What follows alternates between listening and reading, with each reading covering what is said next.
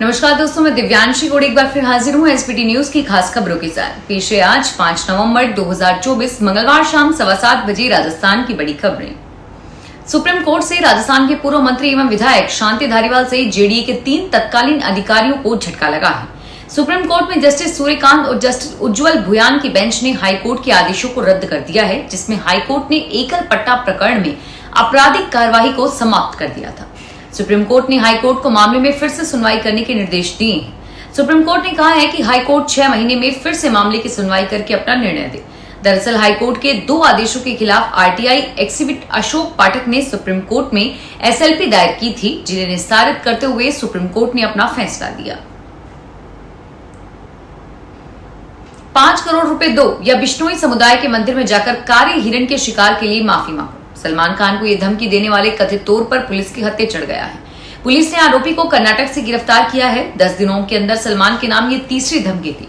35 साल के विक्रम को पुलिस ने गिरफ्तार कर लिया है और मैसेज भेजकर इस शख्स ने कथित तौर पर सुपरस्टार को लॉरेंस बिश्नोई के नाम से धमकी दी थी। मीडिया की रिपोर्ट्स के मुताबिक मैसेज भेजने वाले की पहचान विक्रम के रूप में हुई है। कथित तौर पर मामले में आगे की जांच के लिए विक्रम को पुलिस मुंबई लेकर वापस आएगी।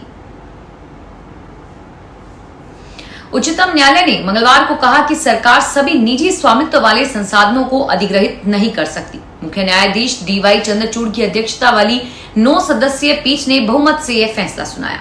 पीठ ने कहा कि समुदाय के पास सामान के रूप में मौजूद उन संसाधनों पर सरकार दावा कर सकती है जो सार्वजनिक भलाई के उद्देश्य से हो। मुख्य न्यायाधीश ने न्यायमूर्ति ऋषिकेश रॉय और जेवी पारदीवाला और सतीश चंद्र शर्मा और न्यायमूर्ति अगस्टीन के लिए बहुमत का फैसला लिखा और पीठ के अन्य सदस्यों न्यायमूर्ति बीवी नागरत्ना और मुख्य न्यायाधीश के बहुमत के फैसले से आंशिक रूप से असहमति जताई। राजस्थान में उपचुनाव से पहले कांग्रेस से अपने 14 नेताओं के बीजेपी में शामिल होने को लेकर बीजेपी पर पलटवार किया। कांग्रेस ने कहा कि बीजेपी ने उपचुनाव में अपनी स्थिति को कमजोर होता हुआ देखकर तोड़फोड़ का रास्ता अपनाया है। बीजेपी डबल इंजन सरकार के नाम पर विपक्षी नेताओं को डराकर अपनी पार्टी में शामिल करवा रही है और उधर बीजेपी ने इस आरोप को निराधार बताया और कहा कि कांग्रेस में गुटबाजी के कारण फूट है और वो अपनी पार्टी के नेताओं को संभाल नहीं पा रही है। सोमवार को जयपुर में बीजेपी के प्रदेश मुख्यालय में नागौर और सवाई माधोपुर के 14 वरिष्ठ कांग्रेस नेता बीजेपी में शामिल हो गए थे। राजस्थान के पूर्व जलदाय मंत्री महेश जोशी की मुश्किलें बढ़ गई है। जल जीवन मिशन में कथित घोटाले को लेकर एसीबी ने उनके खिलाफ मामला दर्ज किया। इस मामले में 22 अन्य आरोपियों के खिलाफ भी नामजद एफआईआर दर्ज की गई है। घोटाले के तहत जलदाय विभाग के अधिकारियों और ठेकेदारों की भूमिका की जांच की जाएगी। एसीबी ने स्पष्ट किया है कि महेश जोशी को जल्द ही पूछताछ के लिए बुलाया जाएगा। इस मामले में विभागीय अधिकारियों और ठेकेदारों से भी पूछताछ की जाएगी। यह मामला सरकार के लिए एक चुनौती बन गया है और अब देखने वाली बात यह है कि एसीबी की जांच में और क्या खुलासे होते हैं। नेशनल टेस्टिंग एजेंसी की ओर से जेईई मेन 2025 जनवरी सेशन का आयोजन 22 जनवरी से 31 जनवरी के बीच होगा। इस बार पेपर नए परीक्षा पैटर्न के आधार पर होगा और इस बार परीक्षा पैटर्न में बदलाव होने पर इसका प्रभाव पेपर के स्तर पर भी पड़ेगा। क्वालिफाई कट ऑफ को लेकर उत्सुकता व असमंजस लगातार बना हुआ है। एजुकेशन एक्सपर्ट्स के अनुसार वर्तमान में शिक्षा मंत्रालय का मूल उद्देश्य नेशनल एजुकेशन पॉलिसी एनईपी 2020 के पूर्व क्रियान्वयन का है। एनईपी 2020 के तहत विद्यार्थियों में कॉन्सप्लेक्शन एवं इनोवेटिव थिंकिंग का विकास भी शिक्षा का मूल उद्देश्य है। इस उद्देश्य की प्राप्ति के अनुरूप ही आगामी स्कूली परीक्षाओं और प्रतियोगी परीक्षाओं के प्रश्न पत्र तैयार किए जाने हैं। लगातार बाजरे की मांग बढ़ रही है, जिस कारण इसके भाव भी अब बढ़ने लगे हैं। हालांकि इस सीजन को छोड़कर अन्य सीजन में बाजरा की अच्छी पैदावार होने के बावजूद भी दाम बढ़ते रहे हैं। नजर डालें अगर इनके भावों पर, तो अब देश और विदेश में बढ़ती बाजरे की मांग और विभिन्न कार्यों में इसके उपयोग के कारण इसके दामों में वृद्धि देखी जा रही है। 2022 में बाजरा के भाव 1915 रुपए थे और अगले साल यह 2110 पर पहुंच गए और जानकारी के अनुसार आगे आने वाले दिनों में सर्दी का असर दिखने लगेगा, जिसके चलते इसे लोग और ज्यादा खरीदेंगे। जयपुर में मंगलवार को अवैध निर्माण और अतिक्रमण के खिलाफ हेरिटेज नगर निगम ने बड़ा एक्शन लिया। नगर निगम हवा महल जोन की टीम ने 6 अवैध निर्माण को सीज किया। दरअसल निगम मेयर कुसुम यादव के आदेश के बाद सभी जोन में उपायुक्तों ने अवैध निर्माण को सीज करके ध्वस्त करने की कार्यवाही शुरू कर दी।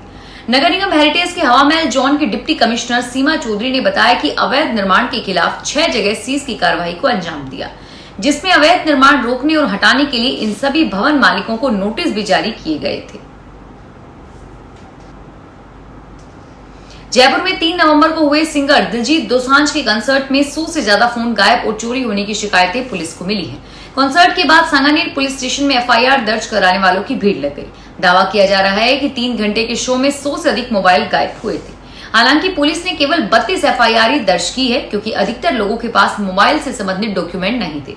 जिन लोगों के मोबाइल शो के दौरान गायब हुए, उनमें से अधिकतर दिल्ली व पंजाब से आए थे। पुलिस स्टेशन में फैंस ने दिलजीत से अपील करते हुए वीडियो भी रिकॉर्ड किए और उन्होंने कहा कि दिलजीत प्लीज मदद कीजिए। राजस्थान कर्मचारी चयन बोर्ड की ओर से कई प्रतियोगी परीक्षाओं का आयोजन किया जाता है। बोर्ड के आवेदन भरने की प्रतियोगी परीक्षा के दौरान व परीक्षा के बाद अभ्यर्थियों के कई प्रकरण आते हैं। वे बोर्ड कार्यालय में चक्कर लगाते हैं और इधर बोर्ड ने अभ्यर्थियों की नियमित सुनवाई का प्रावधान किया है। इन दिनों सुनवाई के दौरान कई प्रकरण आए हैं, जिनका समाधान भी बोर्ड की ओर से किया जा रहा है, ताकि परीक्षा और परीक्षा के बाद परीक्षार्थी को किसी भी समस्या का सामना न करना पड़े। इस प्रकरण को लेकर बोर्ड के सचिव ने भी स्पष्ट किया है कि विकलांग, गर्भवती, दुर्घटनाग्रस्त छात्रों व अन्य किसी भी प्रकार के अभ्यर्थी को व्यक्तिगत प्रार्थना पर परीक्षा केंद्र किसी भी स्थिति में नहीं बदला जाएगा। सर्दियों के मौसम के चलते राजस्थान के जयपुर एयरपोर्ट से फ्लाइट्स को बढ़ा दिया गया है और साथ ही जयपुर से 5 नए रूट के लिए उड़ान शुरू करने का फैसला लिया गया है। विंटर के मुताबिक जयपुर एयरपोर्ट से गुवाहाटी, रांची, नागपुर, पटना और हिसार के लिए फ्लाइट शुरू होगी। इसमें गुवाहाटी के लिए 7, रांची के लिए 4, नागपुर के लिए 4 और पटना के लिए 4 और हिसार के लिए 5 फ्लाइट्स हर सप्ताह उड़ान भरेगी। वाराणसी जैसे गंतव्यों के लिए भी उड़ान सेवाएं फिर से शुरू होगी और इन गंतव्यों के लिए जयपुर एयरपोर्ट से पहले भी उड़ानें शुरू की गई थी, लेकिन कई समस्याओं के कारण एयरलाइंस ने ये सेवाएं रोक दी थी। भुवनेश्वर के लिए 3, गोवा के लिए 7, अमृतसर 7 और वाराणसी के लिए 7 उड़ान शुरू करने का फैसला अब लिया गया है। राजस्थान में 13 नवंबर को 7 विधानसभा सीटों पर होने वाले चुनाव में युवाओं की भागीदारी अहम रहेगी। कुल 10,37,533 युवा मतदाता इस चुनाव में वोट करेंगे। इनमें से 70,353 युवा ऐसे हैं जो पहली बार मतदान करेंगे। इस बार की उपचुनाव में कुल 10,37,533 युवा मतदाता हैं, जिनकी उम्र 40 वर्ष से कम है। इनमें से 2 लाख मतदाता देवली उनियारा में है, जो सभी सीटों में सबसे अधिक है। खींवसर में 1,50,000, रामगढ़ में 1,27,000, चौरासी में 1,40,000, झुंझुनू में 1,31,000 और मतदाता में 1,38,850 युवा मतदाता हैं।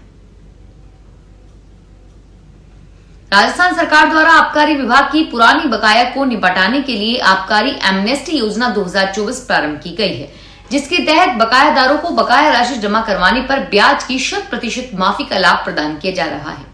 आबकारी आयुक्त शिव प्रकाश नकाते ने मंगलवार को बताया कि विभाग के आबकारी एमनेस्टी योजना पर पुरानी बकाया को निपटाने का सुगम अवसर है। इस योजना के तहत बकायादारों पर बकाया राशि जमा करवाने पर ब्याज की 100% माफी के साथ ही मूल बकाया राशि में भी छूट का प्रावधान किया गया है। यह योजना 31 दिसंबर 2024 तक प्रभावी है। जयपुर नगर निगम हेरिटेज में अधिकारियों की नियुक्ति को लेकर विवाद शुरू हो गया है। मंगलवार को राजस्थान नगर पालिका प्रशासनिक सेवा परिषद के पदाधिकारियों ने यूडीएच मंत्री झाबर सिंह खर्रा को ज्ञापन सौंपा। नगर निगम में उपायुक्त के पद पर लगे तकनीकी अधिकारियों को हटाने की मांग की और परिषद से जुड़े पदाधिकारियों ने कहा कि अगर सरकार ने जल्द से जल्द हमारी मांग को पूरा नहीं किया तो हम कानूनी लड़ाई लड़ेंगे, लेकिन किसी भी तरह के गैर कानूनी और अलोकतांत्रिक फैसले को स्वीकार नहीं करेंगे। ब्रिटिशर अनीता चौधरी केस में पुलिस परिजनों की शिकायत पर प्रॉपर्टी डीलर तैयब अंसारी कमला नेहरू नगर स्थित घर पहुंची, जहां उनके घर की तलाशी ली गई। पुलिस के अनुसार अनीता केस में अभी तक 14 से ज्यादा लोगों से पूछताछ की जा चुकी है। गलामुद्दीन की पत्नी आबिदा पर भी पुलिस रिमांड पर है और वहीं गुलामीदान के बेटे बेटी पर भी पार्लर संचालक सहित अन्य महिलाओं से पूछताछ की गई है। करीब 30 मोबाइल जब्त किए गए हैं, जिनके सभी डेटा की लगातार जांच की जा रही है। फिलहाल इस बुलेटिन में इतना ही और फिर हाजिर होंगे तमाम बड़ी खबरों के साथ। धन्यवाद।